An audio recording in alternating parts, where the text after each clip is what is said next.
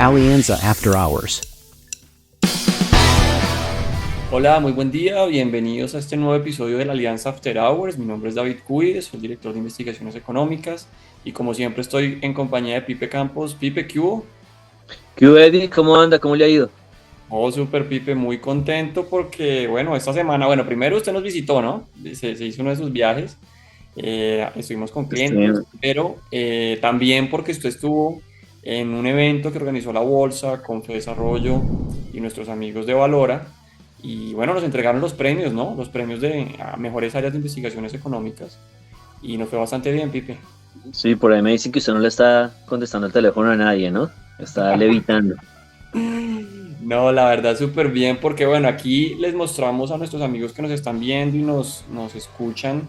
Bueno, este track record de lo que ha sucedido con los premios, Pipe. Entonces, ya vamos 42 premios en esta larga historia que hemos ganado en Alianza.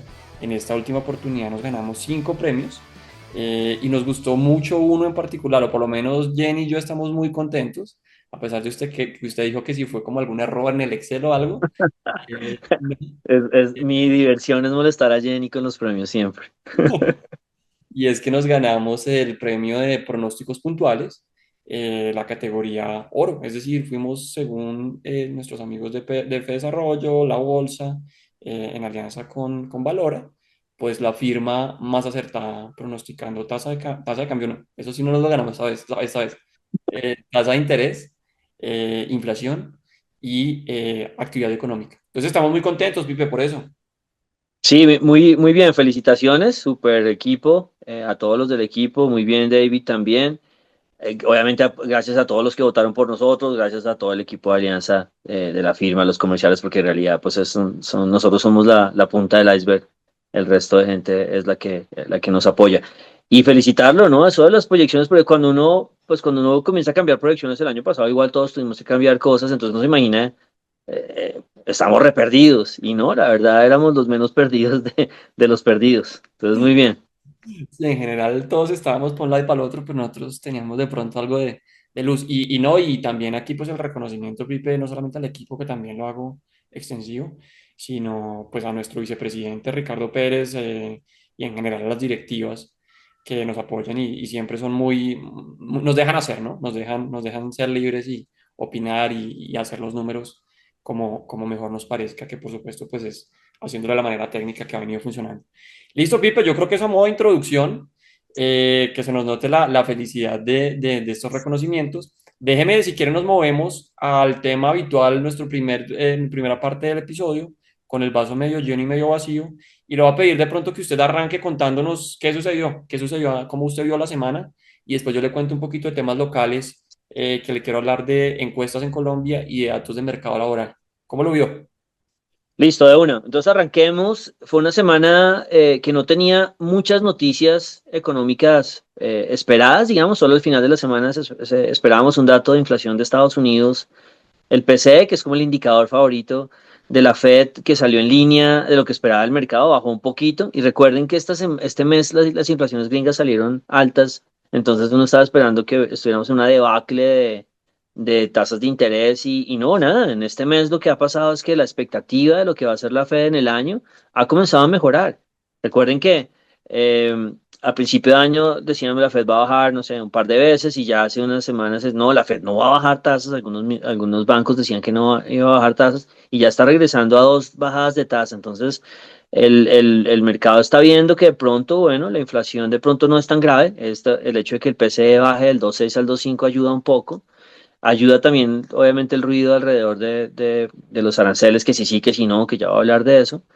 Pero el tema importante es el tema de crecimiento económico, que también se está embolatando en Estados Unidos. Ya les voy a mencionar eso. Pero en general, digamos, el resumen, si ustedes me dicen qué pasó en la semana, el mercado se está asustando, hay incertidumbre, ya sea generada por Trump o por el crecimiento económico en general. Las bolsas están con mucha volatilidad y cayendo, las criptomonedas las destrozaron al mismo tiempo que el Nasdaq, que también lo tumbaron duro. Digamos que en este momento la narrativa está alrededor de Donald Trump como lo ha estado desde las elecciones, ¿no? Desde el 5 de noviembre del año pasado. Entonces volvió al tema al final de la semana Donald Trump diciendo, no, mentiras, todos los aranceles van el próximo martes, bueno, algunos van el próximo martes y se acaba otra vez como ese periodo de tranquilidad o de negociación en los que el mercado se han estado divirtiéndose. Yo este tema lo voy a tocar ahorita en el meme, pero sí les muestro un resumen de cómo va las medidas que ha estado tomando Donald Trump frente a los temas comerciales, ¿no?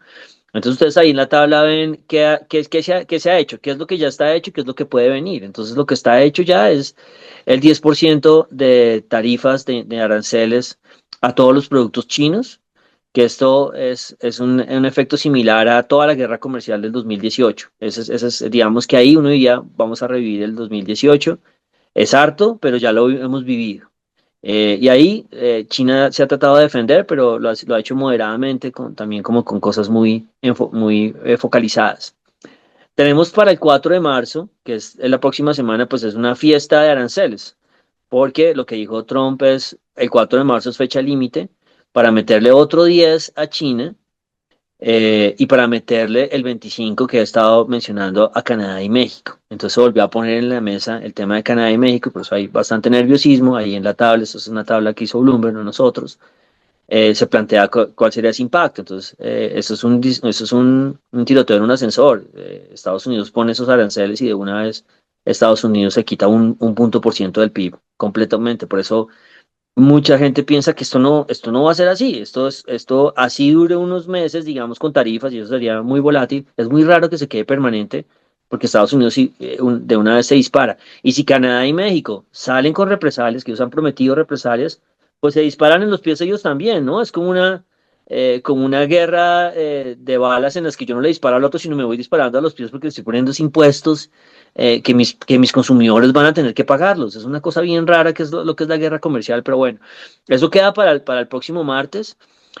México no le fue tan mal, México realmente se estuvo muy estable porque México ha estado colaborando mucho, por ahí devolvió, mandó, extraditó unos narcotraficantes, una cosa bien rara para un gobierno nacionalista como el mexicano. Tomaron esa medida, pero está mostrando colaboración, entonces el peso mexicano realmente estuvo muy estable, pero la volatilidad de todo esto la sufrieron fueron las acciones se volvieron nada y las criptomonedas también. Hay unos datos que me parecen súper interesantes, mire, Tesla se subió no, 100% después de las elecciones del 5 de noviembre, 100%.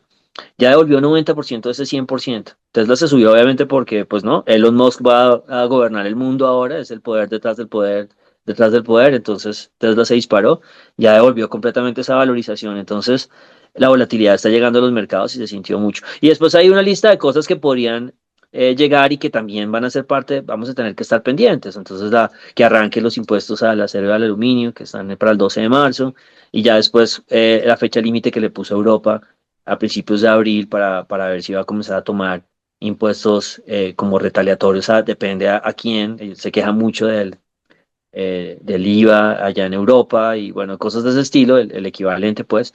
Entonces, hay todavía una larga lista, pero pues fue para terminar esta historia, los mercados sufrieron y se lo sintió mucho más el mercado de acciones, eso lo voy a hablar ahorita en el meme. Y las otras dos noticias de la semana, esta volatilidad, ¿cómo le llegó a Colombia? Un poquito, no mucho, pero sí estabilizó el dólar en Colombia. Eh, Le ayudó a los test porque la gente está comprando bonos otra vez como locos porque ya viene el miedo el de crecimiento económico y incertidumbre. Y las acciones ya comenzaron la gente a tomar un poquito de ganancias en acciones. Y la otra noticia gringa es el Atlanta Fed, que es David, es un indicador. Acuérdense que a nosotros nos preguntan a los economistas, oiga, ¿ustedes cómo ven el crecimiento económico en tal trimestre? Y todos respondemos. Y en este gráfico es la línea azul. Entonces la mayoría de economistas lo ven más o menos al 2%, un poquito más del 2%. Pero el Atlanta Fed es algo diseñado por la Fed de Atlanta, es el GDP Now, se llama, que lo que hace es estimar el PIB, pero lo va cambiando todo el tiempo según vayan llegando los datos. Y los datos han salido malísimos en Estados Unidos, sobre todo los datos de consumo, de confianza del consumidor. Entonces, esto es un súper dato, digamos en términos importantes, es un súper mal dato, pero es súper dato, que es que la Fed de Atlanta ahorita está esperando un crecimiento negativo del primer trimestre de Estados Unidos. Vea, para ver un crecimiento negativo, Estados Unidos calcula el crecimiento del PIB diferente a nosotros. Nosotros lo comparamos normalmente con el mismo trimestre del año pasado. Estados Unidos lo compara con el trimestre anterior. ¿Qué quiere decir eso?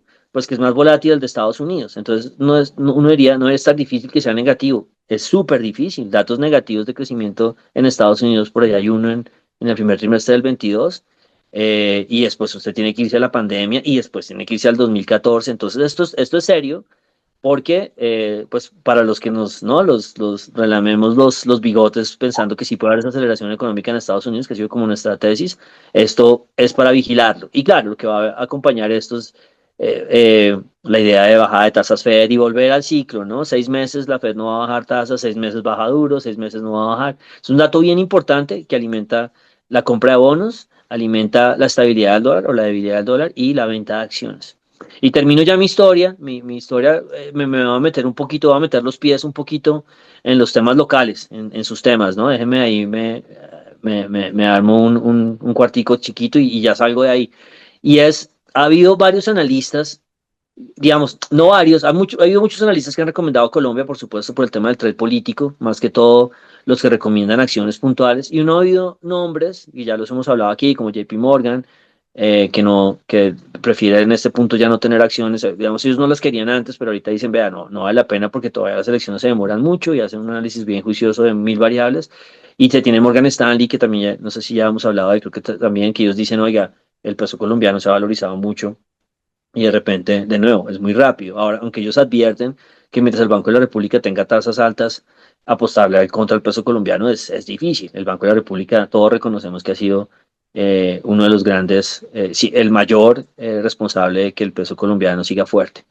Pero una de las noticias de esos analistas salió como comenzaron a ver titulares de, oiga, es que hay analistas locales que lo ven a 4.600, y entonces comienza también eso a generar ruido a nivel interno. Entonces, claro, aquí uno, por supuesto, no se sabe quién va a tener la razón, pero yo como que quería transmitirles acá cómo funcionan las encuestas, entender un poquito que esta dinámica, que si usted quiere encontrar, digamos, si yo quiero hacer ruido con una noticia, yo siempre voy a encontrar un analista en el espectro de analistas que me va a tener un dólar muy alto y un analista en el espectro de analistas que me va a tener un dólar muy bajo. Entonces, eso no significa nada, es simplemente información adicional, valiosa, leer el análisis. Yo siempre digo, usted puede decirme dólar a 5.000, pero si usted me echa un cuento chévere, me parece valiosísimo. Si usted me cuenta lo que todo el mundo sabe, pues yo no sé, pues si todo el mundo lo sabe, ¿por qué va a generar un impacto adicional en la moneda? Entonces a mí me gustan son los cuentos, me gusta que la gente tome riesgos si tiene un cuento interesante para echar.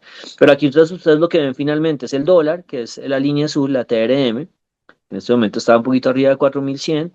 La línea negra, y aquí usted está clarísimo que no tengo gafas, porque ya estoy como mal aquí tratando de ver eso, es la expectativa a 12 meses. Entonces, ¿qué es lo que yo siempre no he criticado, pero he aclarado?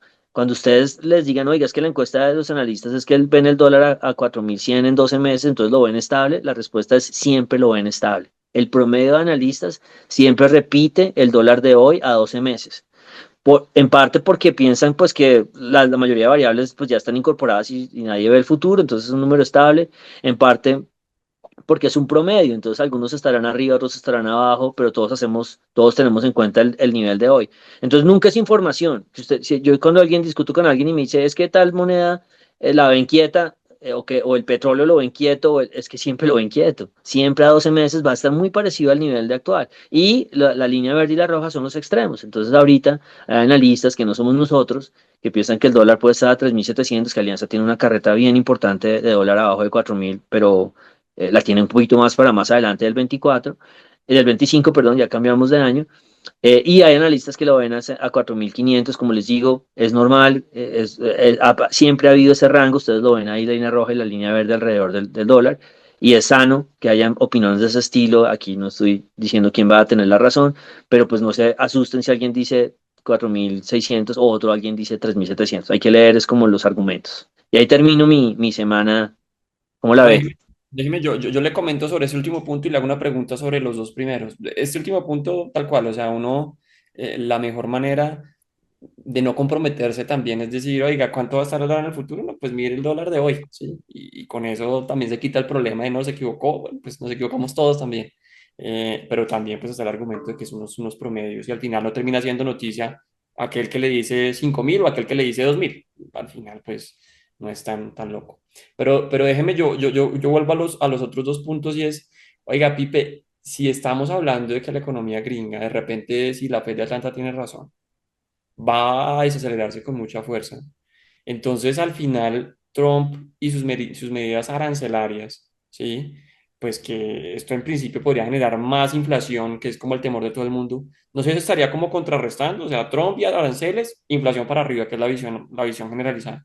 Pero economías acelerándose, inflación para abajo. Entonces, al final no estamos como en tablas y esa preocupación de la gente, la inflación va para arriba, tal vez no es como tan contundente. Sí, yo creo que hay varias medidas en que Donald Trump cancela. Esto podría cancelar mucho el efecto. El fin de la guerra ya lo hemos hablado, que es dólar súper bajista, podría cancelar el efecto. Pero adicionalmente, David, a Trump le importa mucho el crecimiento económico y, por supuesto, como cualquier presidente, y le importa mucho el Standard Poor's 500. Ahí sí no como cualquier presidente. En su término anterior era como las acciones subieron gracias a mí, ¿no? Agradézcame. Él se medía. Entonces, puede que con las acciones presionando para abajo o con el crecimiento embolatándose, de pronto más bien el frene un poquito y diga, el palo no está para cucharas para que yo mande a Estados Unidos a una guerra comercial. Entonces, de pronto incluso balancea antes, funciona como un contrapeso anterior y es a él mismo. Él no quiere ver las acciones cayendo 15%, él arrancando su gobierno. Ok, sí, sí, sí, eso va a ser también súper clave aquí a ese tema de los aranceles que se nos viene ya tan pronto como la siguiente semana. Listo, Pipe, déjeme, yo me meto a los temas locales que usted ya empezaba a tocar con tasa de cambio, déjeme, yo hablo de tasa de desempleo, tasas de mercado laboral en Colombia, que yo le digo, yo creo que en el pasado la gente sí decía con la economía colombiana desacelerándose, como se desaceleró fuerte hace un par de años, el año pasado con un crecimiento tenue, mucho se generalizó esa visión de la tasa de desempleo va a empezar a subir. Y fíjese que al final no ha sido así y tuvimos unas tasas de desempleo que ustedes lo ven ahí en la gráfica. Lo que han hecho, por supuesto, después de la pandemia que subió muchísimo, pues ha sido corregir, corregir y ya más bien estabilizarse en unos niveles que son tal vez yendo a converger a los niveles estructurales de Colombia. Recordemos que Colombia tiene unas tasas de desempleo altas, ¿no? Para el mundo y para el mundo emergente y para el mundo de América Latina, pues tasas de desempleo por lados del 10-11%, pues son niveles elevados. Pero fíjese que el dato de este mes pues fue lo que mostró en principio, fue que siguió bajando. Entonces tuvimos una tasa de empleo original que baja del 12,7% que teníamos en enero hace un año a un 11,6%, baja un punto completo, ¿sí? Y aquí también de pronto la aclaración es, oiga, ¿usted siempre se queda mirando esa tasa original o le importa de pronto el momento del año? Que es como los economistas limpiamos un poco eso, porque sí, no es lo mismo usted hablar de una tasa de desempleo en febrero o marzo o hablar de una tasa de desempleo en diciembre cuando las empresas contratan más, de repente hay más ventas y se le quita un poco esa presión. Entonces, es bueno también mirar la cifra desestacionalizada, ya le conté la total que cayó, y la desestacionalizada también se moderó, Pipe. Entonces, cuando usted mire esta cifra, nos quedamos con que pasamos del 9,7 que teníamos en diciembre al 9,4. Entonces, la noticia aquí, en este primer punto que le quería decir es, las cosas van mejorando en materia del mercado laboral. No se deterioraron como uno se hubiese imaginado, que uno decía, no, hay un lag después de que la economía se desacelera, la tasa de empleo empieza a subir. Por ahora el mercado laboral colombiano ha venido aguantando un poco y estamos como yendo a converger hacia esos niveles que uno tenía en el estructural antes, que no son unas cifras para uno saltar en un pie, por no decir, oiga, qué chévere tener una tasa de desempleo del 10, pero pues que es la historia, digamos, larga de Colombia con unas cifras de desempleo que son estructuralmente altas. Entonces, primera noticia, en principio, las cosas en el mercado laboral están avanzando. Y déjeme le cuento otro tema, y ahorita le voy a pedir sus comentarios, que es el tema un poco más político, que aquí también lo hemos venido incorporando en nuestras series de mediano plazo hacia dónde se pueden mover los activos, y es el trade político se va a empezar a medir en la medida que tengamos pues cada vez más noticias que señalen hacia dónde va a ser el 2026 y las elecciones. En Colombia y en la región. En la región ya la vez pasada hablamos del caso chileno. En Colombia pues se publicó una nueva encuesta, la encuesta de Inbamer, que nos muestra pues algo de caída en la aprobación presidencial y un incremento en la desaprobación presidencial. Entonces, pues, ¿qué tuvimos? Aquí miden la gestión del presidente Petro y tuvimos pues que la aprobación se ubicó en el corte del mes de febrero en el 32%, es decir, pasa del 34% que teníamos a finales del año anterior al 32%. Y la desaprobación, como le digo, también se mueve y pasa del 60 al 63%. Entonces cae la aprobación, sube la desaprobación y esto pues lo que implica es que el gobierno tiene esos niveles de desaprobación que básicamente son, Pipe, pues unos niveles muchísimo más altos con los que arrancó Gustavo Petro y la aprobación pues también básicamente se le ha caído a la mitad. Fíjese la desaprobación por allá en agosto del 22 era el 20, hoy es tres veces ese nivel. es en niveles de desaprobación. Y la aprobación pasó de niveles cercanos al 60 a niveles más parecidos al 30%. Entonces, la noticia también en el frente político es el gobierno, por lo menos en percepción de la gente, la tiene difícil. Y eso va a ir alimentando cada vez más pues una postura que de repente pues ese péndulo que se movió más hacia la izquierda puede centrarse un poco de cara al 26 o incluso moverse más hacia la derecha, como es el caso de los argentinos o el caso de los chilenos, por lo menos según esas encuestas. Entonces, ahí le alimento un poquito esa idea de esa tesis de trade político que se va a ir alimentando de encuestas, que se va a ir alimentando de candidatos que empiezan a puntear y va a ir cogiendo fuerza para los activos. ¿Cómo ve usted este tema?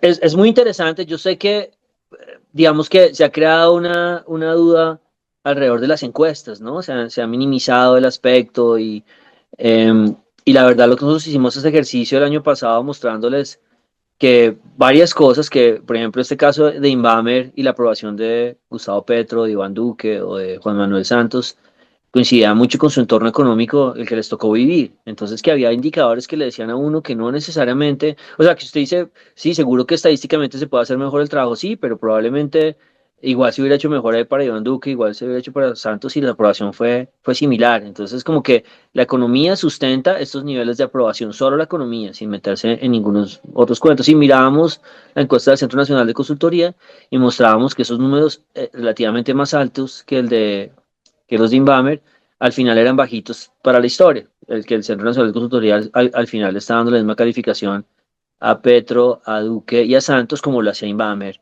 para ellos tres. Entonces, yo creo que sí es diciente, que sí es significativo y que, bueno, finalmente no es lo que yo crea. Seguro los inversionistas citan estas encuestas y están pendientes es de qué tan ayude predictivamente eso para el trade electoral. Entonces, es un dato que alimenta, digamos, la idea de que sigue estancado. Hay otras personas que se frustran porque dicen, no, los que son oposiciones, que por qué no baja la aprobación de 25, de 30, con las cosas que están pasando. Bueno, también la polarización hace que no sea fácil que bajen ciertos números. Y generalmente esos son los pisos de cualquier presidente, ¿no? No es tan fácil bajar del 30 en ningún contexto de los que hemos visto antes. Ni siquiera estamos hablando de las aprobaciones de finales de los 90, ¿no? Tampoco bajaban así. O sea, ese es como un número razonable de gente que termina apoyando al gobierno.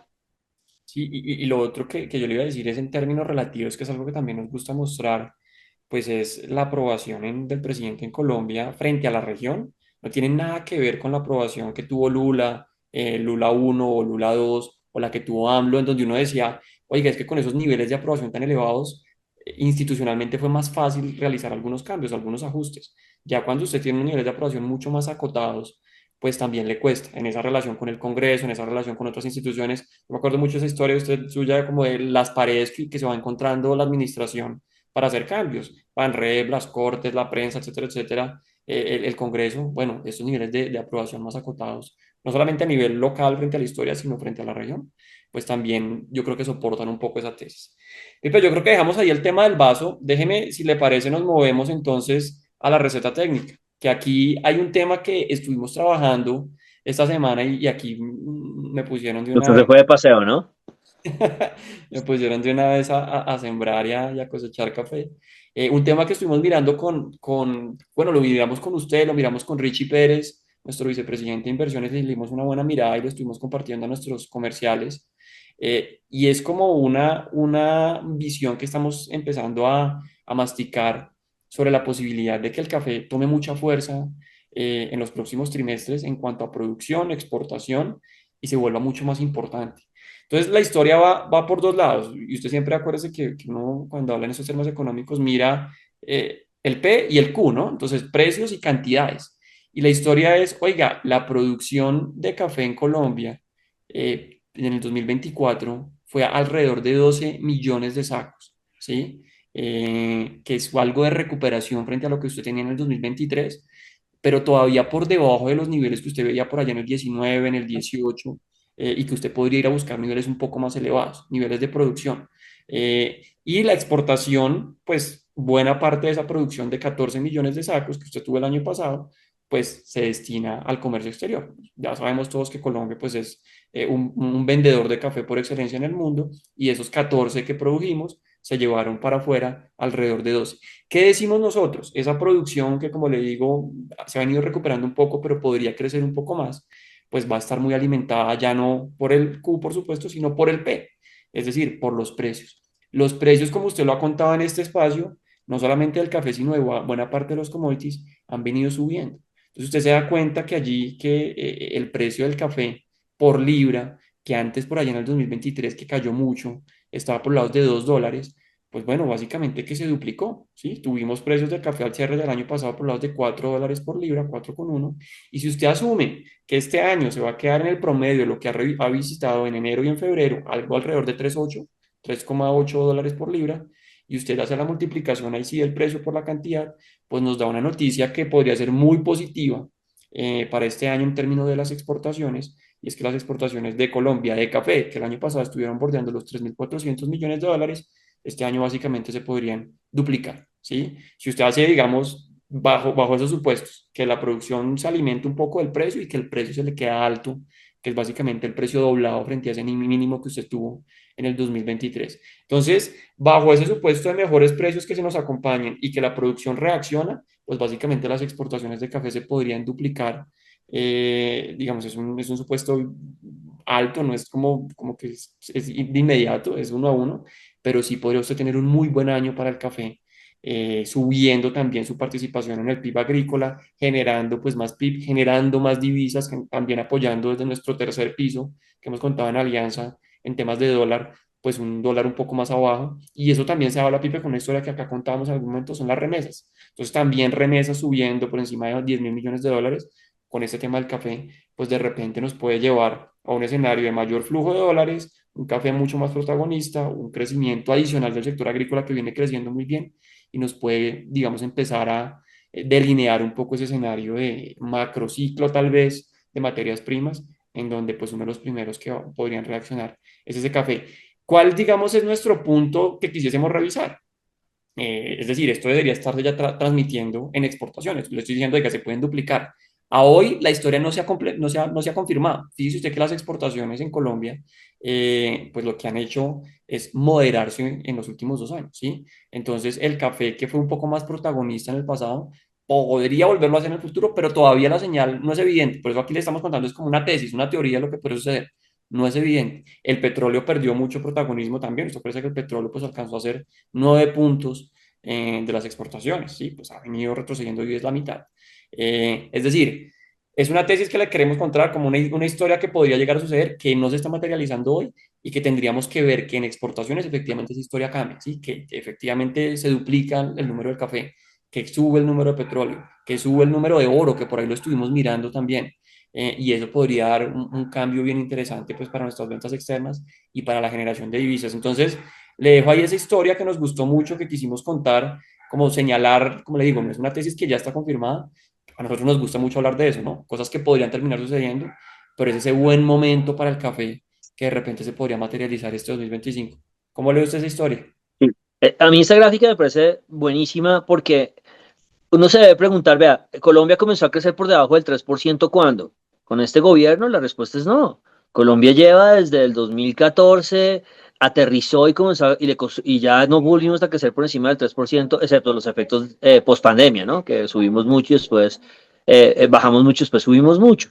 Pero pasó algo se rompió en Colombia después del 2013. Por supuesto, no sabe qué se rompieron las materias primas, por supuesto el petróleo. Entonces ahí las exportaciones bajaron de ser del 15 o el 16% del PIB a ser un 13-12% que es lo que estamos viviendo ahora. Ese motor se acabó. ¿Y eso qué significó? Pues hombre, fueron 4 puntos de exportaciones que finalmente mataron 5 puntos, la mitad de un punto del PIB, no sé, en lugar de crecer 4, de largo plazo 3,5 o 3. Y eso tiene una dinámica y es que le encarece el dólar y entonces otros motores se le comienzan a pagar. Las exportaciones son muy importantes. Entonces la teoría de alianza sí, o vea, es que sí, nosotros tenemos un problema de inversión bravísimo y hay muchos problemas para hacer crecer la economía hacia adelante. Pero si llegan las materias primas a poder filtrarse, la fortaleza de las materias primas a poder filtrarse en estos números de exportación, no solamente le afecta directamente al PIB y como decía David, son números que se ven ya, que es muy difícil que no se comiencen a ver. Y imagínese café duplicándose, ya no siendo el 1, sino el 2 del PIB, ya reemplaza carbón, pues, o lo iguala a carbón, es tremendo.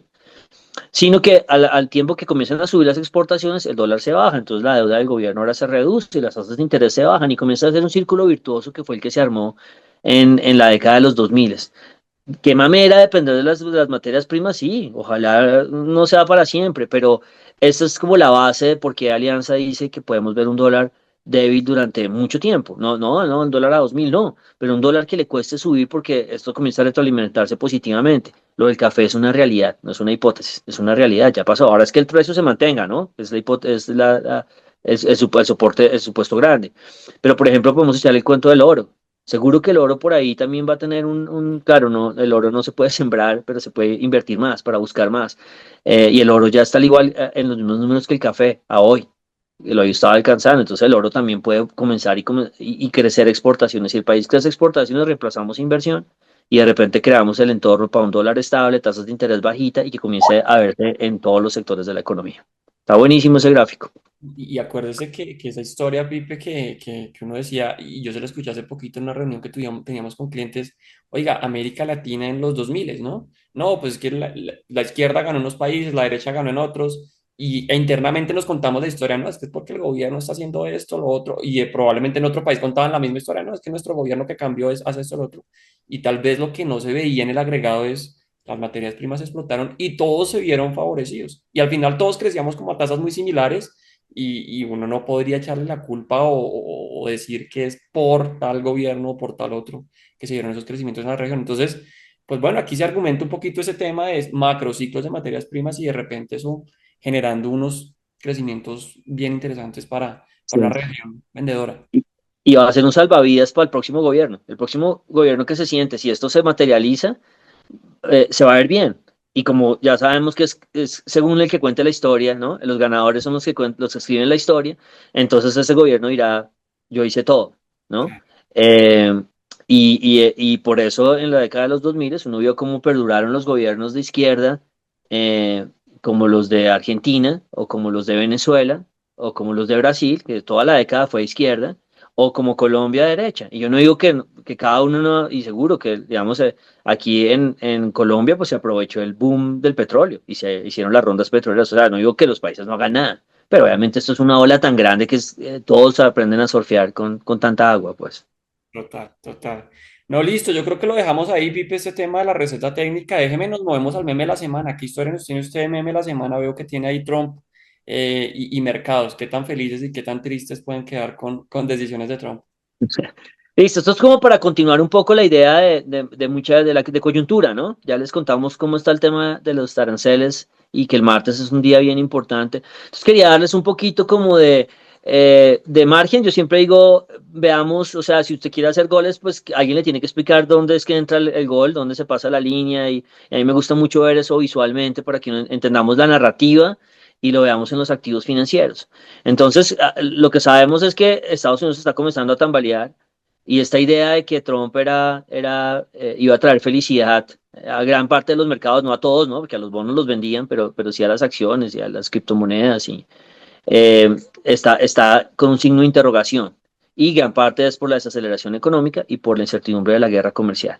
Entonces, para mí lo más importante es situarnos, yo siempre le he dado mucha importancia a los niveles de los precios cuando un evento es cataclísmico. Pues para mí eso me parece muy importante. Y los niveles del 5 de noviembre de los activos financieros, para mí ese es el nivel que hay que estar vigilando. Entonces aquí el primer gráfico es el Standard Poor's 500. Y no soy yo, ustedes se dan cuenta del mercado cómo ha estado actuando desde el 5 de noviembre. Entonces el mercado arrancó, eligieron a Trump y dijo, es que Trump fue buenísimo en el 2017 y se subieron las bolsas 30%, entonces esto es a ojo cerrado, compre. Y arrancaron las acciones a subir y de pronto comenzaron a darse cuenta que el tema de aranceles sí era, sí era de verdad, ¿no? Que Trump no venía jugando y, y comenzaron a ver, bueno, otras variables que ya se han comenzado a dar de dinámica económica que no ha sido solamente Donald Trump el que la ha frenado y las acciones dejaron de subir y se han estancado y esta semana pues fue terrible. Esas dos velitas rojas que ustedes ven ahí pues una semana bien complicada. De la mano de eso, para que les estaba contando, lo que hizo Tesla fue lo mismo, pero en lugar de subir 10% subió 100% y devolvió 90%. ¿Qué nivel de volatilidad para una compañía grande? Entonces esta es la línea en la arena. O sea, para mí es muy importante cuando pasemos el martes. eh, es para ver si la gente puede seguir defendiendo que Trump es mercados felices, mercados de riesgo felices. Entonces, después del martes, si los aranceles se posponen o se diluyen lo que sea, pues la gente va a seguir en la idea de sí, esto no es de verdad, esto no es en serio y es más de a poquitos y ya, y esa línea va a aguantar. Pero si la línea rompe y el mercado comienza a operar por debajo de antes de los niveles de elecciones, yo creo que algo se va a romper en los mercados. Los mercados no es que se va a acabar el mercado, pero el mercado sí va a decir, esta idea de que Donald Trump era positivo para los activos de riesgo ya no la compro. Entonces va a ser una semana muy interesante. Cuando uno ve estos activos, porque tenemos el martes, a mí me gusta cuando se junta lo técnico con lo fundamental. O sea, cuando yo tengo y lo simbólico, que es lo político. Aquí tenemos la intersección de las tres cosas. Los niveles de elección de Trump, el día de la elección de Trump, los niveles que son la parte técnica y el fundamental, que es lo que diga Trump finalmente la próxima semana. Y ahí ya nos discutiremos si el Standard Poor's logra estar por arriba o por debajo de 5.800. Y no es solo este activo, si uno mira los bonos del Tesoro, que es, yo sé que yo siempre que hablo de bonos aquí en el podcast me disculpo porque yo sé que la gente no está tan conectada con el tema de los bonos, pero pues esa es la mayor parte de nuestros ahorros. Ahí ya se perdió toda la venta de Trump. La gente vendió Trump pensando en que iba a haber mucho crecimiento y mucha inflación y guerra arancelaria. Y no, la gente ya cerró todo el hueco y está con otra tesis de inversión que es muy disidente para pararle bolas. El mercado está diciendo, no, esto no es como pensábamos originalmente, o por lo menos si va a ser inflacionario. Usted me lo mencionaba ahorita fuera de cámaras, usted me decía, puede que sí sea inflacionario, pero como hay otras fuerzas desinflacionarias y desaceleración de crecimiento y aversión al riesgo, de pronto yo igual compro bonos, que es lo que está pasando. Entonces, la línea de Trump, los tesoros de 10 años, sí han querido borrar todo el rally de Trump, que en este caso fue un rally de venta. Y un rally que está a mitad es el dólar, el de XY. Se dieron las elecciones y arrancó la idea de que el dólar era para arriba a ojo cerrado y después, poco a poco, después de la posesión de Donald Trump, el dólar ha querido borrar el rally Trump, pero aquí todavía no. Ese es el activo más sensible y después de el anuncio de tarifas para la próxima semana se volvió a subir el dólar, no mucho. Lo quiero contextualizar porque si uno ve, digamos que solamente cómo se siente uno después del anuncio de ayer de Trump, de ayer en este caso del jueves, para ustedes cuando lo vean, del jueves de la semana pasada, uy, no, es el fin del mundo. Pues el dólar todavía no está en fin del mundo. El dólar está pensándolo si de verdad el dólar tiene que ser para arriba bajo una administración de Donald Trump. Y este tema de lo simbólico, de lo político, la simbología de lo político en el Standard Poor's 500, como para ya pasar a la parte final de los mensajes que quisiera dar aquí, para mí siempre ha sido muy importante cuando hago estrategia, cuando hay eventos así como bravos, ya sean políticos o es que a nivel fundamental, uno no tiene un solo dato que sea bravísimo. Este ejercicio ya lo he mostrado anteriormente. En las elecciones pasadas de Donald Trump, que es esa línea de allá abajo, cuando el Standard Poor's estaba a los 2000 en el 16, pues el mercado creía que Donald Trump era para abajo. Y cuando lo eligieron en algún momento a las 4 de la mañana decidieron que era para arriba. Era una forma que hace que nuestra profesión pierda toda validez y podemos contar una historia y cambiarla totalmente a las 2 de la mañana. Yo digo, ¿qué es esto que estamos contando? Pero bueno, Cuéntate. el mercado, y lo hacemos, y el mercado estalló y se valorizó una barbaridad hasta que llega la pandemia. ¿A dónde voy aquí? Voy a que cuando se da la pandemia, los mercados regresaron a borrar todo el rally Trump y ahí pararon. O sea, es muy simbólico este tipo de cosas. Claro, a Trump le estalla la pandemia, ¿no? Él hablaba de formas de curar y bueno, la gente se burlaba a algunos, otros ahora le dan la razón, no sé, fue un rollazo para él y el mercado le borró todo el rally y ahí paró. Entonces, esos niveles son muy simbólicos, son muy importantes. Y les termino con Colombia, porque pues en Colombia también podemos conectar una gotica de esto ya más para los temas de largo plazo de lo que ha sido el tema político. Entonces, como les poníamos las líneas Trump, que son los niveles donde estaban los activos antes de que eligieran a Donald Trump, también tenemos las líneas Petro, que sería dónde estaban los activos, y en este caso estoy mostrándoles el dólar y las acciones colombianas antes de que eligieran a Gustavo Petro en el 17 de junio del 2022. Entonces, la línea roja es el dólar, se dispara en ese choque de aversión al riesgo, y la línea azul son las acciones que se disparan para abajo en donde hay mucha correlación entre esos dos activos, no por el tema político, siempre lo hay. Si el dólar es para arriba, las acciones la sufren, si el dólar es para abajo, las acciones la celebran. Y aquí, ¿dónde está lo simbólico? Fíjese, David, cuando la gente se calma con el tema y ve los contrapesos y ve, bueno, mil cosas, ve las elecciones regionales y dice, bueno, esto de pronto no es tan grave, el dólar colapsa hacia la línea Petro, que son los 3.800. Y no lo pudo romper durante un año. Ahí es donde está el poder de la simbología, y yo no sé si esto suene muy, no sé, muy kármico. Es el poder de, oiga, yo por qué voy a bajar el dólar de 3.800 y siento que el país de todas formas está bajo cierto nivel de incertidumbre política? Y se quedó un año ahí, hasta que viene el tema mexicano y rebota el dólar. Bueno, ustedes ya conocen la historia y ahora vuelve a bajar. Entonces, lo mismo hizo las acciones. El Colcap colapsó, en este caso el Colcap se recuperó hasta los 1.450 junto a la llegada del 3.800 del dólar. No pudo por la crisis del año pasado de Latinoamérica y después ya este año, cuando arranca el trade político full, reconocido por muchos más analistas, explota y el Colcap sí está por encima de la línea Petro, digamos. El peso colombiano tendrá que llegar a 3.800 para acercarse a la línea Petro. Entonces, como volver a insistir, esos niveles importan, porque el mercado le dice a uno, la tesis de inversión que me tenía a mí asustado no, ya no es, o la que me tenía feliz ya no es y ya cambia. Entonces, las líneas en la arena para el corto plazo de Trump me parecen importantes para la próxima semana, porque, como le digo, la próxima semana vamos a tener una intersección digamos, un avance enorme de si hay guerra o no y cómo se va a ver esa guerra, en el caso de Canadá y México puntualmente, y finalmente si aguanta la línea Trump o no. Venga, yo le hago ahí un comentario, Pipe, y es que nosotros decíamos, obviamente esto fue el tema de preguntas de clientes y medios de comunicación durante toda la segunda mitad del año pasado. Oiga, ¿cómo se lee Trump? O sea, ¿esto es para arriba, es para abajo? Y uno le decía, pues porque obviamente pues uno no le va a decir, en tal día esto va a subir 2%, va a bajar. Decía, en el estructural, pues al final puede ser ruido, ¿sí? O sea, que usted suba o baje y es más espuma y que en el mediano plazo pues se vaya otra vez a los niveles que tenía antes y otra vez los fundamentales macro van a ser los que determinen. Y pues me da gusto aquí ver que sí, básicamente ha pasado un mes y medio después de las elecciones y ya algunos activos en los Estados Unidos pues están mostrando esa corrección. Solamente me queda ahí como la pregunta y es en el tema del DXY. Usted ya mostraba, nos falta un poquito de camino, asumiendo, Pipe, que uno recorre ese camino y vuelva al día pre-Trump, pre-victoria de Trump, pues usted va a decir, bueno, ya se nos va toda esa espuma, los fundamentales que van a sugerir. El tema de tasas Fed, de la inflación, si no es inflación, significaría entonces que el DX debería ir otra vez a buscar niveles precios a 100 o algo por el estilo. Claro, podría regresar todo y no le metimos el tema geopolítico, que eso es para mí una bomba nuclear si se desactivara la crisis. Pero sí, en teoría nos conectamos con lo fundamental. Yo creo que mucha gente se preguntará, aparte del dólar, lo que usted dice, yo diría sí, si la inflación está estable, deberíamos regresar a los 100. Es que 100 estaba el DX ya en septiembre del año pasado, es que no estamos hablando de ciencia ficción. Podría ser y sería como la visión principal nuestra. Y en acciones, que alguien diga, entonces las acciones son para abajo, si Trump no las ayuda a subir, no, me voy con su línea.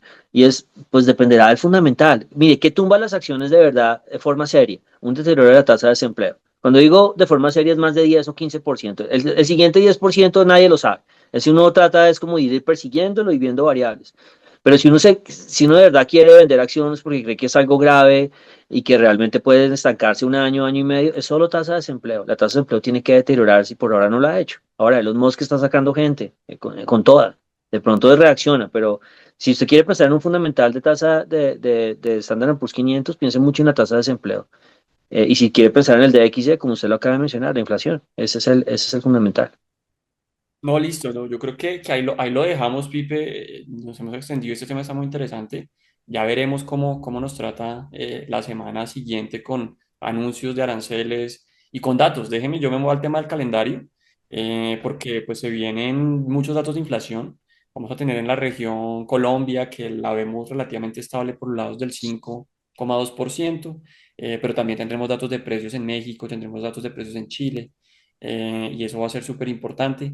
También vamos a estar en el mercado laboral americano, lo que usted menciona, y eso también es uno de los temas súper claves para la decisión de política monetaria. Entonces tendremos el cambio en nóminas no agrícolas a mediados de la semana y la tasa de desempleo pues ya oficial al final de la semana, que se espera se mantenga cerca del 4%. Eso digamos en cuanto a números grandes. En el mercado de renta variable estaremos esperando pues los resultados de Ecopetrol, súper clave lo que nos digan del último trimestre.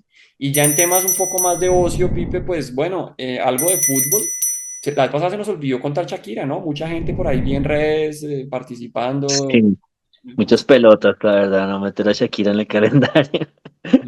¿Va a ir a Panamá? No, a Panamá creo que no va, ¿no? Creo que no No, es. Está no, bien. no, no. Pero bueno, no, algo de fútbol tendremos esta semana y el Día de la Mujer, ¿no? Entonces vamos a tener el Día de la Mujer y hay una serenata allí en honor a las mujeres tan importante en la Universidad Nacional. Entonces, así como planes, esta serenata sinfónica, algo de fútbol y el mea culpa de no haber recomendado Shakira, que estuvo muy, muy interesante, muy bueno, después de muchos años en Colombia. ¿Cómo lo ve? No, bien, bien. Es una semana bien movida. Esas semanas que uno puede cobrar el salario tranquilo, ¿no? Cuando no hay noticias, uno es como, ¿qué digo? ¿Qué hago? Entonces, bueno, va a estar bien movido y bueno, esperemos a ver qué pasa. Hay bastante volatilidad. Total. Listo, Pipe, yo creo que lo dejamos aquí, pues agradeciendo a todos los que nos ven, nos escuchan por su compañía, agradeciendo a nuestros clientes también por elegirnos como sus preferidos en esta categoría de los premios de la bolsa que ya contábamos. Y bueno, no, hasta una siguiente oportunidad. Pipe, muchas gracias. Vale, bueno, una feliz semana para todos. Que estén muy bien. Alianza After Hours.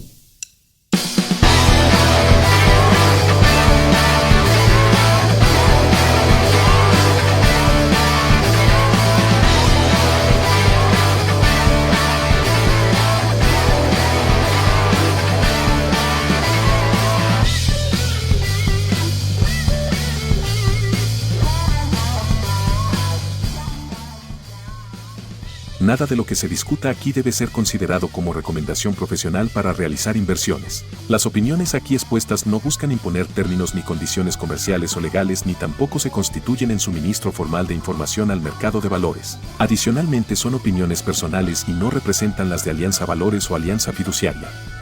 Se recomienda consultar con un asesor comercial que entienda sus necesidades de liquidez, horizonte de inversión y perfil de riesgo antes de invertir en mercados financieros. Escuchar el podcast de Alianza puede tener efectos secundarios como ser muy sesgado en dólar, ver figuras técnicas en la naturaleza y hablar de inflación en reuniones familiares.